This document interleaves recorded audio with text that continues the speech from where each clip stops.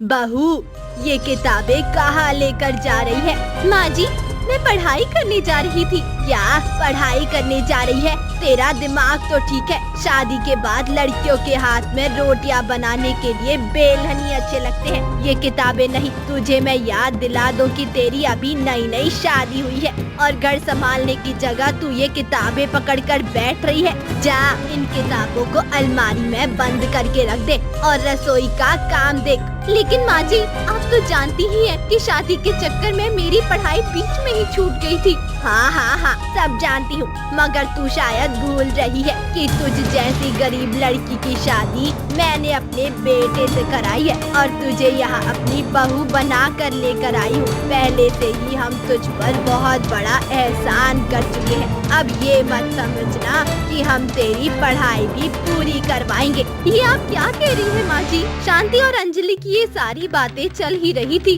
कि तभी बीच में अंजलि की ननद नेहा भी वहाँ आ जाती है। सही कह रही है माँ, भाभी इस घर में पढ़ाई करने के लिए मैं हूँ, आपको तो हम घर का काम करवाने के लिए ही लाए हैं। हाँ, अभी हमारी नेहा कॉलेज की पढ़ाई कर रही है और घर में ये पढ़ रही है, इतना ही काफी है। तुझे पढ़ाई करने की कोई जरूरत नहीं है। माँ जी, मैं बहू होने के नाते इस घर के सारे काम करने के लिए राजी हूँ, लेकिन मैं अपना सपना पूरा करने के लिए अपनी पढ़ाई को बीच में नहीं छोड़ूंगी।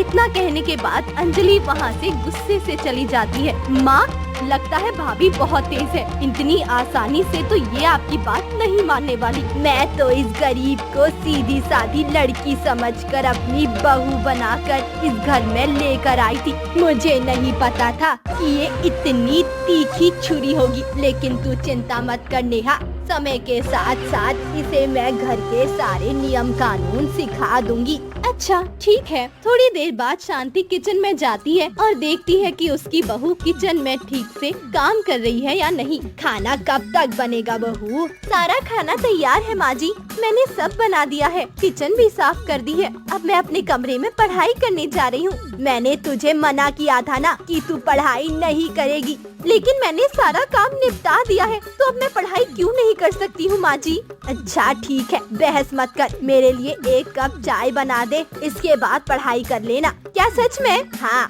लगता है माँ जी मेरी पढ़ाई के लिए मान गई है। सारा दिन इसे काम में व्यस्त रखूंगी, फिर देखती हूँ कि ये कैसे अपनी पढ़ाई करेगी।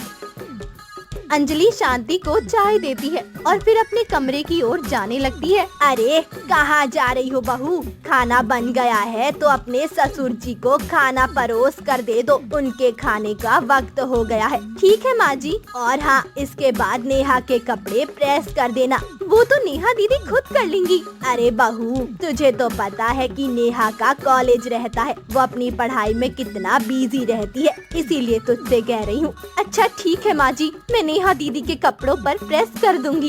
इसी तरह शांति अंजलि को एक के बाद एक काम देती जा रही थी और इसी में पूरा दिन निकल जाता है और अंजलि को पढ़ाई करने का वक्त ही नहीं मिलता है। ये क्या कर रही हो अंजलि? मैं अपनी पढ़ाई कर रही हूँ करण जी। अरे ये तो मैं भी देख रहा हूँ, लेकिन तुम पहले से कितना थकी हुई लग रही हो और आज तो तुम्हें आराम करना चाहिए ना।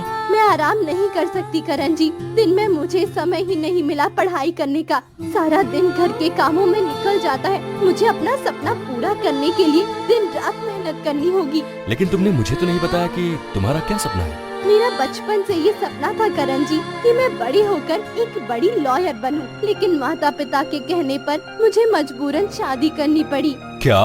हाँ अंजलि, अगर ऐसा है तो तुम चिंता मत करो, तुम्हारे इस सपने को पूरा करने में मैं तुम्हारी पूरी मदद करूंगा, ठीक है? मुझे नहीं लगता कि आप ये कर पाएंगे, क्योंकि माँ जी मेरी पढ़ाई के सख्त खिलाफ है करण जी, सख्त खिलाफ। अरे वो सब मैं देख लूंगा अंजलि, तुम इसकी चिंता बिल्कुल मत करो और अब बेफिक्र होकर अपनी पढ़ाई पर ध्यान दो। अगले दिन, बहू जल्दी से नाश्ता बना दे, नेहा को कॉलेज जाना है और करण को ऑफिस। और माँ, अंजलि को भी तो कॉलेज जाना है। ये क्या कह रहा है? हाँ माँ, वो आज से अंजलि भी अपनी पढ़ाई पूरी करने के लिए कॉलेज जाया करेगी।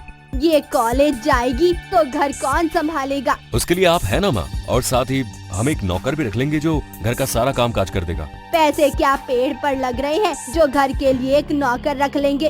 बहू की अभी शादी हुई है, उसे पढ़ाई करने की कोई जरूरत नहीं है।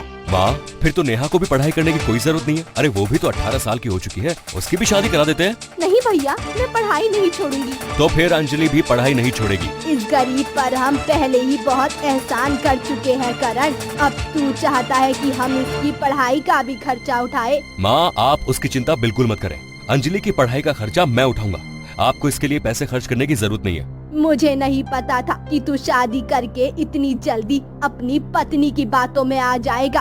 देखिए माँ, मुझे अब और बहस नहीं करनी है। मुझे ऑफिस जाने में देरी हो रही है। आपको जो सही लगे वो कीजिए और मैं भी ऑफिस के बाद वही फैसला लूंगा जो मुझे ठीक लगेगा। इतना कहकर करण वहाँ से चला जाता है और शाम को वापस आता है। अंजलि, अंजलि, जी कहिए। क्या तुमने आज पढ़ाई की? क्या आज तुम कॉलेज गई थी? वो अरे ये वो मत करो और साफ साफ बताओ। तभी वहाँ शांति और नेहा की एंट्री होती है। ये क्या बताएगी करण, ये क्या बताएगी? मैं ही बताती हूँ तुझे साफ साफ। ये कॉलेज नहीं गई और ना ही कभी जाएगी। हाँ भैया, माँ सही कह रही है। भाभी कॉलेज जाकर क्या करेंगी? तो क्या ये आपका आखिरी फैसला माँ? हाँ। ठीक है, अब आप भी सुन लीजिए। जिस घर में सरस्वती यानी विद्या का सम्मान नहीं होता, उस घर में लक्ष्मी कभी नहीं आती। इसलिए मैं और अंजलि इस घर को छोड़कर जा रहे हैं। करण की ये बात कहते ही पूरे घर में सन्नाटा छा जाता है। ये क्या कह रहे हैं आप करण जी? ये सरासर गलत है। आप मेरे लिए इतना बड़ा फैसला कैसे ले सकते हैं? आप कैसे अपना घर, अपना परिवार छोड़ सकते हैं? क्योंकि मैं चाहता हूँ कि तुम अपनी पढ़ाई पूरी करो और अपना सपना पूरा करो। नहीं,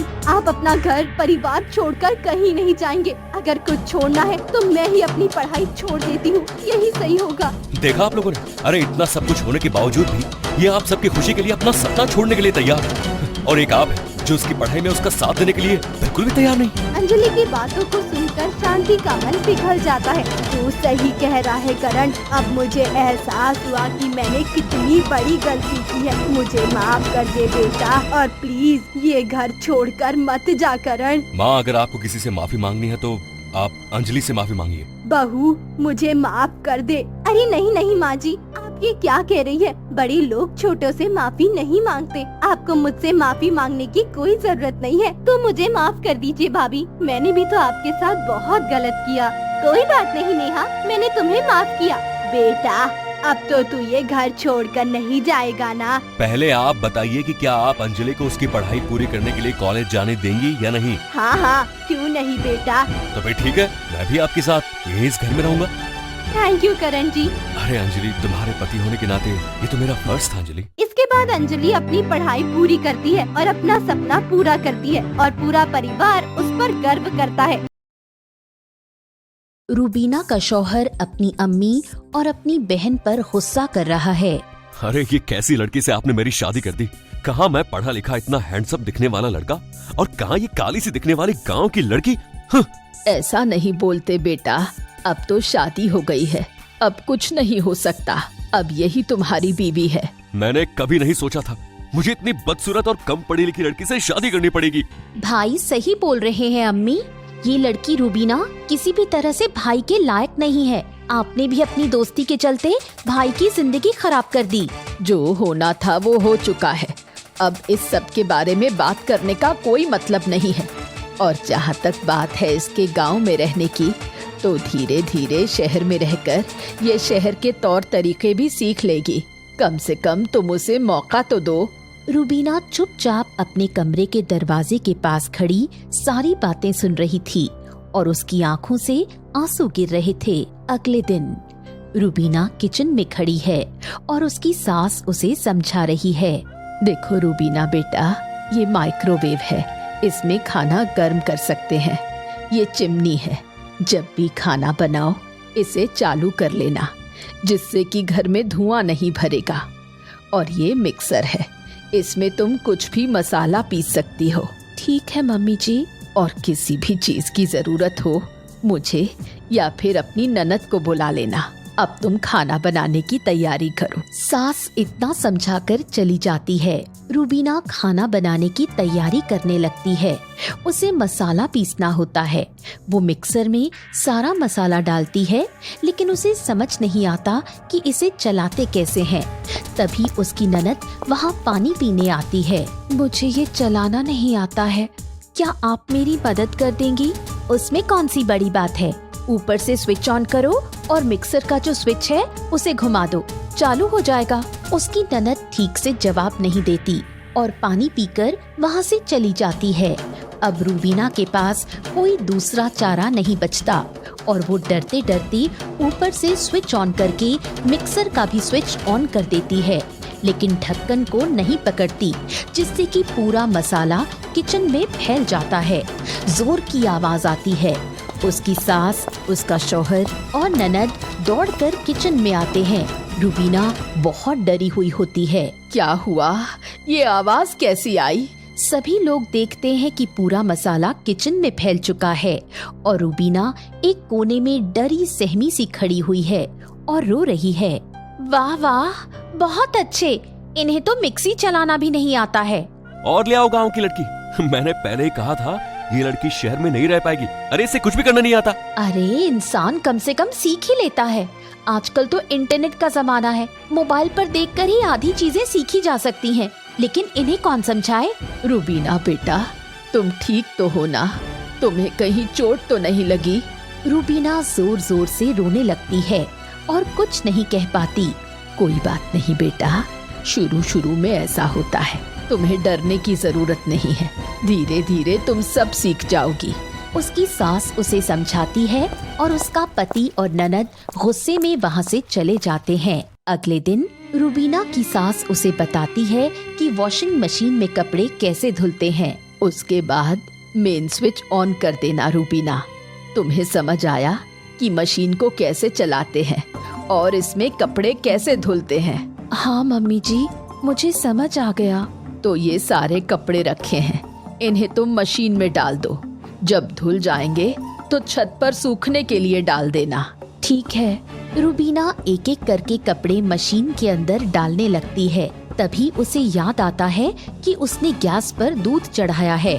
अरे, मैंने तो गैस पर दूध चढ़ाया था, कहीं उबल ना गया हो। रूबीना ऐसे ही सारे कपड़े छोड़कर जल्दी से किचन की तरफ भागती है। इधर रूबीना की ननद छुपकर सब देख रही होती है और आकर मशीन चालू कर देती है और जल्दी से वहाँ से भाग जाती है। मशीन का गेट खुला होने की वजह से मशीन में जोर की आवाज आती है और उसमें से धुआं उठने लगता है। आवाज सुनकर सभी दौड़कर आते हैं, लेकिन सबसे पहले वहाँ रूबीना आ जाती है, जो देखती है कि मशीन में से धुआं निकल रहा है और वो डर जाती है। इतनी जोर की आवाज कहाँ से आई? जैसे कोई बम फट गया हो। हे भगवान, ये मशीन कैसे जल गई? इस मशीन को किसने चालू किया? बेटा, मैंने तुम्हें समझाया था ना कि मशीन कैसे चलाते हैं, फिर तुमने बिना गेट बंद किए मशीन चालू क्यों कर दी? नहीं अम्मी, मैंने मशीन चालू नहीं की, मैं तो उसमें कपड़े डाल रही थी और गैस पर दूध चढ़ा था, वही बंद करने गई थी और अब आकर देखा तो मशीन में से धुआं निकल रहा था, मैंने इसे चालू नहीं किया। अच्छा, तो अब तुम झूठ भी बोलने लगी हो। एक तो तुमने इतना बड़ा नुकसान कर दिया, ऊपर से झूठ बोल रही हो। तुम्हारे अलावा यहाँ कौन है ऐसा अनपढ़ गवार जो मशीन को बिना गेट बंद किए चालू कर देगा? कैसी गवार औरत हो तुम, रोज कोई ना कोई नुकसान कर देती हो। कल मिक्सचर खराब कर दिया, आज मशीन खराब कर दी। अरे कम से कम 20,000 रुपए का नुकसान हो गया। मैं सच बोल रही हूँ, मैंने मशीन चालू नहीं की थी और मुझे नहीं पता कि मशीन कैसे जल गई। अच्छा ठीक है, कोई बात नहीं।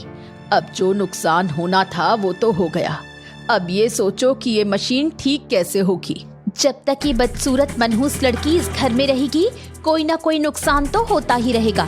मम्मी, इसे इसके गांव वापस क्यों नहीं भेज देते? जबान संभाल कर बात करो यास्मीन। रूबीना तुम्हारी भाभी है और तुमसे बड़ी है, उससे बदतमीजी मैं बिल्कुल बर्दाश्त नहीं करूंगी। यास्मीन सही बोल रही है मम्मी। एक तो आपने इस गांव के अनपढ़ लड़की को मेरे सर पर लाकर बैठा दिया, ऊपर से आप उसकी तरफदारी कर रही हैं।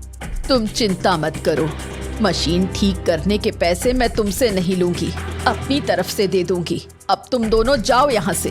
रूबीना की ननद और शौहर गुस्से में वहाँ से चले जाते हैं और रूबीना रो रही है। रात में रूबीना का शौहर एक पार्टी में जाने के लिए तैयार हो रहा है और उसकी अम्मी उसे रूबीना को भी साथ ले जाने के लिए कहती है।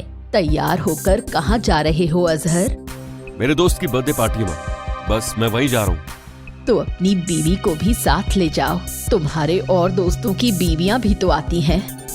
अरे क्या आप मेरी जग हंसवाई करना चाहती हैं माँ? इस बदसूरत गंवार लड़की को मैं अपने साथ अपने दोस्तों के बीच ले जाऊंगा? कभी नहीं। ऐसे नहीं बोलते अजहर, और जब तक तुम उसे ले जाओगे नहीं, वो तौर तरीके कैसे सीख पाएगी? मुझे नहीं सिखाना ऐसे कोई तौर तरीके, और ना ही मुझे ऐसे किससे मिलवाना है। मैं अपनी बेइज्जती और नहीं करवाना चाहता। इतना बोलकर रूबीना का शौहर वहाँ से चला जाता है। रूबीना की सास उसे जाते हुए देख रही है और दरवाजे के पास खड़ी रूबीना सब कुछ सुन रही है और आंखों में आंसू लिए खड़ी है। अगले दिन रूबीना और उसका परिवार हॉल में बैठकर टीवी देख रहे होते हैं। अच्छा, मुझे याद आया अजहर, तुम्हारे चचा जान के यहाँ से आज दावत का न्योता आया है। मुझे अपनी तबीयत कुछ ठीक नहीं लग रही। एक काम करो, तुम यास्मीन और रूबीना को लेकर उनके वहाँ चले जाओ। मैं सिर्फ यास्मीन को लेकर जाऊंगा, रूबीना को नहीं। हाँ माँ, मैं भी रूबीना के साथ नहीं जाऊंगी, वहाँ लोग हंसेंगे मुझ पर। ये अच्छी बात नहीं है बेटा, वो इस घर की बहू है और तुम उसे लेकर नहीं जाओगे तो तुम्हारे चचा जान और उनका खानदान क्या सोचेगा? उन्हें जो सोचना है सोचने दीजिए माँ, लेकिन मैं इसे साथ लेकर अपनी इंसल्ट नहीं करवाऊंगा। मैं और भाईजान चले जाएंगे और कोई बहाना बना देंगे कि आपकी तबीयत ठीक नहीं थी, इसलिए रूबीना को भी घर छोड़ दिया। ये बातें सुनकर रूबीना का चेहरा उतर जाता है और वो अपनी सास से कहती है, रहने दीजिए मम्मी जी, वैसे भी मेरा दिल नहीं कर रहा जाने का। मैं यहीं आपके साथ घर पर रहूंगी, इन लोगों को जाने दीजिए। उसकी सास शर्मिंदा होती है, कुछ नहीं कह पाती। कुछ देर बाद रूबीना हॉल में बैठकर अपनी सास के साथ टीवी देख रही है और अपने पति और ननद का इंतजार कर रही है। 12 बजने वाले हैं, ये लोग अभी तक नहीं आए, पता नहीं कहाँ रह गए। आते ही होंगे मम्मी जी, आप चिंता मत कीजिए, आप सो जाइए, मैं दरवाजा खोल दूंगी। मेरी कुछ तबीयत ठीक नहीं लग रही है बेटा, नींद भी नहीं आ रही। अम्मी जी, आपको क्या हो रहा है? कोई दवाई दे दूं? अचानक रूबीना की सास तेज तेज सांस लेने लगती है और सोफे पर गिर जाती है। उनके सीने में तेज दर्द होने लगता है। उन्हें देखकर रूबीना बहुत घबरा जाती है। आपको क्या हुआ अम्मी? आप ठीक तो हैं? आपको क्या हुआ अम्मी? रूबीना दौड़ कर जाती है और पानी लेकर आती है और थोड़ा सा पानी अपनी सास के चेहरे पर डालती है, लेकिन उन्हें होश नहीं आता।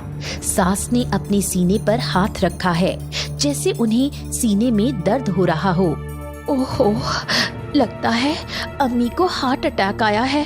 अब मैं क्या करूं? किसको फोन करूं? अचानक रूबीना को कुछ याद आता है और वो अपनी सास को CPR देती है और जोर जोर से उनके सीने को दबाती है, जिससे उसकी सास को फिर से सांस आने लगती है और हल्का होश आ जाता है। इतनी देर में उसका पति और ननद भी वहाँ आ जाते हैं। अरे ये क्या हुआ मम्मी को? मम्मी आप ठीक तो है? आप जल्दी से डॉक्टर को फोन कीजिए, अम्मी को हार्ट अटैक आया है। क्या? रूबीना का शौहर और ननद दोनों चौंक जाते हैं। कुछ देर बाद रूबीना की सास अब होश में है, उन्हें बिस्तर पर लेटाया हुआ है। वहीं डॉक्टर भी खड़े हैं और रूबीना का शौहर और ननद भी वहीं खड़े हैं। इन्हें हार्ट अटैक आया था, वो तो अच्छा हुआ सही टाइम पर इन्हें CPR दे दिया गया, वरना इनका बचना मुश्किल था। वैसे इन्हें CPR किसने दिया? जी मैंने दिया था डॉक्टर साहब। शाबाश बेटा, तुम्हारी समझदारी और फुर्ती ने आज इनकी जान बचा ली है। अब ये दवाइयाँ इन्हें देते रहना और इन्हें आराम करने के लिए कहना। अब मैं चलता हूँ। डॉक्टर चले जाते हैं। मम्मी आप ठीक तो हो ना? आपको अचानक से दिल का दौरा कैसे पड़ गया? शुक्र करो रूबीना का, जो उसने मेरी जान बचा ली। तुमने सुना नहीं डॉक्टर ने क्या कहा? अगर रूबीना नहीं होती तो मैं तो अल्लाह को प्यारी हो गई होती। ऐसा मत बोलिए अम्मी, आपको कुछ नहीं होगा। लेकिन क्या तुम्हें CPR देना आता था? मैंने मोबाइल में देखा था। आपने उस दिन कहा था ना कि लोग मोबाइल में देखकर ही बहुत सारी चीजें सीख लेते हैं, तो मैंने भी धीरे धीरे मोबाइल में देखकर सीखना शुरू कर दिया था।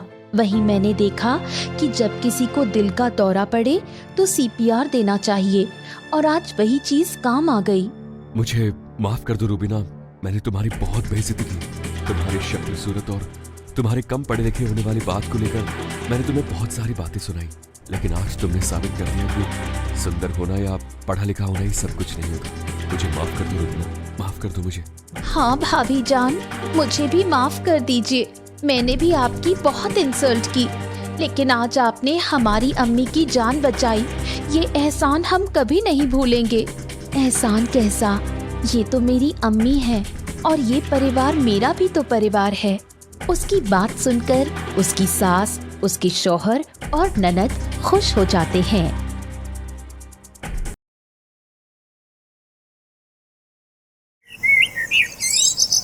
अंजलि का पति गुस्से में चिल्लाता हुआ कमरे से बाहर निकलता है। मेरे पर्स में से ये पैसे किसने लिए? अरे कल ही मैंने एटीएम से 5,000 रुपए निकाले हैं। तुम्हारे पर्स में से पैसे कौन ले सकता है बेटा? मैं तो तुम्हारे कमरे में जाती भी नहीं हूँ। अंजलि, क्या तुमने मेरे पर्स से पैसे लिए हैं? नहीं अनिल, मैं आपके पर्स में से पैसे क्यों लूंगी, और लूंगी भी तो आपको बता कर लूंगी ना। अरे तो फिर मेरे पर्स में 1,000 रुपए कम क्यों हैं? हो सकता है आपने कहीं खर्च कर दिए हो। नहीं, मैंने कहीं खर्च नहीं किए। अरे 1,000 रुपए कोई छोटी बात नहीं है कि मैं खर्च करके भूल जाऊं। कैसी बात कर रही हो तुम भी? हो सकता है बेटा तुमने कहीं इधर उधर रख दिए हो। नहीं मम्मी, मैंने कहीं नहीं रखे। मुझे अच्छे से याद है पर्स में मैंने 5,000 रुपए रखे थे, लेकिन अब 4,000 ही है। कहीं काम वाली पूजा ने तो नहीं निकाल लिए? नहीं बेटा, वो क्यों लेगी? और वैसे भी तुम तो पर्स अलमारी में रखते हो ना। काम वालियों का क्या भरोसा मम्मी जी, इनका हाथ तो वैसे भी ठीक नहीं रहता है। हो सकता है उसी ने निकाल लिए हैं। आगे से हमें सावधान रहना होगा। अंजलि का पति और सास सोच में पड़ जाते हैं। अंजलि की चाची सास उनके घर आई होती हैं। वो लोग हॉल में बैठकर बातें कर रहे हैं। और बताओ विमला, घर पर सब कैसे हैं? सब अच्छे हैं दीदी, आपको बहुत याद करते हैं। आप कुछ दिन के लिए हमारे घर क्यों नहीं आ जाती? हाँ, मैं भी सोच रही थी कि इस बार छुट्टियों में तुम्हारे यहाँ कुछ दिन रहने आऊंगी। बहुत दिन हो गए बच्चों से मिले हुए। चाची जी, आप दीपू दीदी और वीनू भैया को लेकर क्यों नहीं आई? वो लोग भी आ जाते तो सबसे मिलना हो जाता। बेटा, उन लोगों को फुर्सत कहाँ है। दीपू कॉलेज में व्यस्त रहती है और वीनू अपनी नौकरी में। सिर्फ संडे की छुट्टी मिलती है उन्हें। बात तो सही है आपकी चाची जी, नौकरी पेशा वाले लोगों का तो ऐसा ही रहता है। सास की नजर चाची के गले में सोने की चेन पर पड़ती है। ये तुम्हारी चेन तो बड़ी सुंदर लग रही है विमला। हाँ दीदी, ये मुझे वीनू ने इस बार दिवाली पर दी थी। कह रहा था जब से नौकरी लगी है आपको कुछ भी तोहफा नहीं दिया है, इसलिए सोने की चेन बनवा दी। बहुत सुंदर लग रही है विमला। और वैसे भी बेटे की कमाई की चीज तो बहुत कीमती होती है। हाँ चाची जी, इसे आप हमेशा संभाल कर रखना। वो लोग बातें कर रहे होते हैं, तभी वहाँ काम वाली पूजा आ जाती है। भाभी, बर्तन हो गए हैं क्या, तो धो देती हूँ। आज मुझे घर थोड़ा जल्दी जाना है। ठीक है, तू बर्तन धो ले फिर चली जाना। विमला, तुम थोड़ी देर आराम क्यों नहीं कर लेती? आ जाओ, कमरे में थोड़ी देर लेट जाते हैं। अंजलि की सास और चाची सास अंदर कमरे में चले जाते हैं और चाची सास की नींद लग जाती है। इधर किचन में पूजा बर्तन धो रही है और अंजलि उसे एक और काम बता देती है। एक काम करना, बर्तन धोने के बाद मम्मी जी के रूम में झाड़ू भी लगा देना, लेकिन ध्यान रखना चाची जी और मम्मी जी सो रहे हैं, उनकी नींद खराब नहीं होनी चाहिए। ठीक है भाभी जी, उसके बाद तुम घर निकल जाना। ठीक है। अंजलि वहाँ से चली जाती है और पूजा मन ही मन बोलती है, बोल दिया था कि मुझे घर जल्दी जाना है, उसके बाद भी काम पर काम बताए जा रही हैं। पूजा के चेहरे पर गुस्सा नजर आता है। कुछ देर बाद चाची सास के चिल्लाने की आवाज आती है। अंजलि और उसकी सास दौड़कर चाची के कमरे में पहुंचते हैं। क्या हुआ विमला, तुम चिल्ला क्यों रही हो? चाची जी, आप ठीक तो हैं? मेरी चेन नहीं मिल रही। क्या चेन नहीं मिल रही? लेकिन चेन कहाँ जा सकती है? वो तो तुमने गले में पहनी थी ना? नहीं, मैं सोई थी, इसलिए मैंने उतार कर यहाँ टेबल पर रख दी थी, लेकिन अब यहाँ नहीं है, पता नहीं कहाँ चली गई। यहीं कहीं होगी चाची जी, ध्यान से देखिए। नहीं बेटा, मैंने सब जगह देख लिया, मुझे कहीं भी नजर नहीं आ रही है। मुझे लगता है चेन चोरी हो गई है। चोरी? लेकिन घर में कौन चोरी कर सकता है विमला? यहाँ तो सब अपने ही लोग हैं। पता नहीं दीदी, मुझे तो कुछ समझ नहीं आ रहा है। अगर होती तो अभी तक मिल गई होती। यहाँ नहीं है, जरूर कोई ले गया है। मम्मी जी, कहीं पूजा ने तो...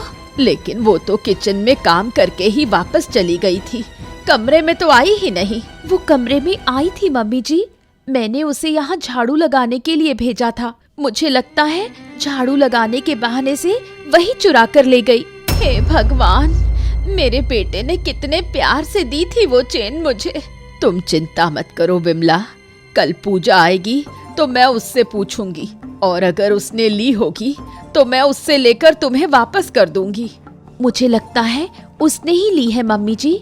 वैसे भी उसे पैसों की जरूरत थी और मैंने उसे एडवांस देने से मना कर दिया था। शायद इसीलिए उसने मौका देखकर चाची जी की चेन चुरा ली। अंजलि की सास सोच में पड़ जाती है। अगले दिन अंजलि अपनी सास से बात कर रही होती है। मुझे नहीं लगता है मम्मी जी, हमें पूजा से कुछ पूछना चाहिए। आपको तो पता ही है आजकल काम वाली मिलती ही कहाँ है। अगर हमने उससे कुछ पूछा और उसने हमारे यहाँ काम करने से मना कर दिया तो हम क्या करेंगे?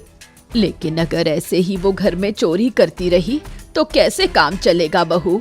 अब से मैं उस पर नजर रखा करूंगी मम्मी जी। वैसे भी चाची जी की चेन सिर्फ 2-3 हजार रुपए की थी, बहुत ज्यादा महंगी नहीं थी।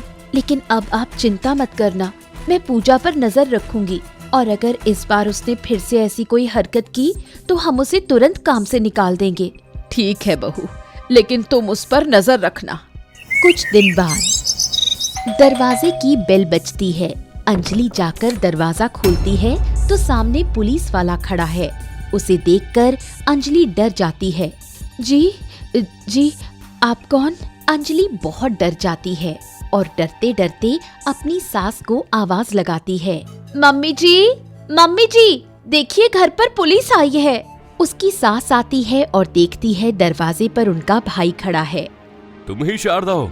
तुम्हें अपने भाई को इतने दिन तक याद ना करने और मिलने ना आने के जुर्म में 8 दिन तक अपने भाई के साथ रहने की सजा सुनाई जाती है। अरे अशोक, तुम इतने दिनों बाद? अरे भाई, अब तुम्हें तो अपने भाई की याद आती है नहीं, तो सोचा क्यों ना मैं ही अपनी बहन से जाकर मिल लूं। हाँ? बहन? हाँ बेटा, तुम्हारी सास मेरी बहन है और मैं तुम्हारा मामा। मैं तुम्हारी शादी में नहीं आ पाया था बेटा, इसलिए तुम मुझे पहचानती नहीं हो। आओ अशोक, अंदर आओ। तुमने तो यहाँ आकर मेरा दिल ही खुश कर दिया। हाँ, वैसे मैं तुम्हें बता दूं, तुम्हारा शहर आतंकवादियों के निशाने पर है। मेरी ड्यूटी लगी है यहाँ, तो अब मैं यहाँ कुछ दिन के लिए हूँ। ओहो, तो क्या हम लोग खतरे में हैं? नहीं, फिलहाल तो डरने की कोई बात नहीं है, लेकिन रिस्क तो है, कभी भी कुछ भी हो सकता है। वैसे अच्छा किया तुम आ गए, कम से कम तुमसे मिलना तो हो गया। अंजलि बेटा, मामा जी के लिए खाने की तैयारी करो। ठीक है मम्मी जी, आप लोग बैठकर बातें कीजिए, मैं खाने की तैयारी कर लेती हूँ। तभी वहाँ पूजा आ जाती है। आ गई तू? चला जा, मेरा हाथ बटा दे। मामा जी के लिए कुछ अच्छा खाना बना लेते हैं। ठीक है भाभी। कुछ देर बाद मामा जी कमरे में से बाहर आते हैं और अपनी बहन से पूछते हैं। दीदी, आपने मेरी घड़ी देखी क्या? मैंने उतार कर टेबल पर रखी थी, लेकिन वहाँ नजर नहीं आ रही है। नहीं अशोक, मैंने तो नहीं देखी। हाँ, वो बहुत महंगी घड़ी थी दीदी, दुबई से मंगवाई थी मैंने। तभी अंजलि और पूजा खाने की टेबल पर खाना लगाने लगते हैं और मामा जी की बात सुनते हैं। पूरे 1 लाख की घड़ी है? अरे बहुत कीमती है यार। यही कहीं होगी मामा जी, कहाँ जा सकती है? तभी मामा जी का फोन बजने लगता है। हेलो, हाँ धर्मपाल, बोलो। क्या? ये तुम क्या बोल रहे हो? अरे लेकिन ऐसा कैसे हो सकता है? ओह माय गॉड, तुम जल्दी से बम डिफ्यूज करने वाली टीम को मेरे घर भेज दो। क्या हो गया अशोक, तुम इतने डरे हुए क्यों हो? मामा जी, आपने बम डिफ्यूज करने वाली टीम को घर क्यों बुलाया? असल में बेटा, वो जिस घड़ी की मैं बात कर रहा था उसमें बम है। मैंने बताया था ना, तुम लोगों का शहर आतंकवादियों के निशाने पर है, और वो घड़ी दुबई से मैंने आज ही मंगवाई थी। लगता है आतंकवादियों की नजर मुझ पर थी, उन्होंने उसी घड़ी में बम सेट करके मुझ तक पहुंचा दिया। मामा जी की बात सुनकर सभी डर जाते हैं। अंजलि तो पसीना पसीना हो जाती है, उसके हाथ पैर कांपने लगते हैं। क्या बम? बेटा अगर वो घड़ी नहीं मिली तो बम किसी भी वक्त फट सकता है, और अगर बम फट गया ना तो हम में से कोई भी नहीं बचेगा। चलो जल्दी से ढूंढते हैं घड़ी। हे भगवान, ये कैसी मुसीबत आ गई हमारे सर पर। चलो जल्दी से घड़ी ढूंढो। आप लोग यहीं रुकिए, मैं 2 मिनट में आती हूँ। अंजलि दौड़कर अंदर जाती है और मामा जी की घड़ी हाथ में लेकर वापस आती है। अंजलि बेटा, ये घड़ी तुम्हें कहाँ से मिली? अब बेटा ये घड़ी तो खो गई थी ना, फिर तुम्हें कैसे मिली? असल में ये घड़ी मैंने चुरा ली थी मामा जी, मुझे माफ कर दीजिए। मुझे नहीं पता था इस घड़ी में बम फिट है, वरना मैं इसे कभी नहीं चुराती। अब आप इसे जल्दी से डिफ्यूज करवा दीजिए, वरना ये बम यहीं फट जाएगा। चुरा ली थी? वो भी तुमने? ये तुम क्या बोल रही हो अंजलि? क्या तुम सच बोल रही हो अंजलि? पुलिस वाले के घर में ही चोरी? हाँ? मैं आपको सब कुछ बाद में बताऊंगी मामा जी, पहले आप इस घड़ी का बम डिफ्यूज करवाइए, वरना हम सब मर जाएंगे। अंजलि के मामा जी और उसकी सास जोर जोर से हंसने लगते हैं। अंजलि को कुछ समझ नहीं आता कि ये क्या हो रहा है। बम? अरे कौन सा बम बेटा? इसमें कोई बम नहीं है। क्या? लेकिन आप तो कह रहे थे कि आतंकवादियों ने आपकी घड़ी में बम लगा दिया है। वो तो सब नाटक था अंजलि बेटा, ताकि तुम्हारी चोरी को पकड़ा जा सके। मुझे तुम पर पहले से ही शक था। जब तुम्हारी चाची सास की चेन चोरी हुई थी और तुमने इल्जाम पूजा पर लगा दिया था, उसके पहले भी कई बार मेरे और तुम्हारे पति के पर्स से पैसे चोरी हो चुके थे और मुझे कहीं ना कहीं तुम पर शक था। एक बार मैंने तुम्हें पड़ोसियों के यहाँ से बर्तन चुराते हुए भी देखा था, लेकिन मैंने कुछ कहा नहीं। तुम्हारी इस आदत से मैं बहुत परेशान हो गई थी, इसलिए मैंने अपने भाई की मदद ली। मैंने ही इसे यहाँ बुलाया था ताकि तुम्हारी चोरी को पकड़ सकूं और तुम्हें सबक दे सकूं। मुझे माफ कर दीजिए मम्मी जी, मुझसे बहुत बड़ी गलती हो गई। मैं खुद भी अपनी चोरी करने की आदत से बहुत ज्यादा परेशान हो गई थी, लेकिन छोड़ ही नहीं पा रही थी। मुझे माफ कर दीजिए मम्मी जी, आज के बाद मैं ऐसी गलती कभी नहीं करूंगी। बेटा चोरी करना आदत नहीं, जुर्म होता है जुर्म।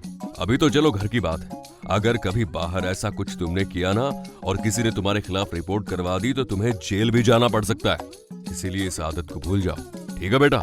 जी मामा जी, आप सही कह रहे हैं। मैं आपसे वादा करती हूँ, आज के बाद मैं चोरी करना तो क्या, चोरी के बारे में सोचूंगी भी नहीं। ये हुई ना बात। चलो बेटा अब मैं जाता हूँ, तुम्हारे शहर को आतंकवादियों से भी तो बचाना है।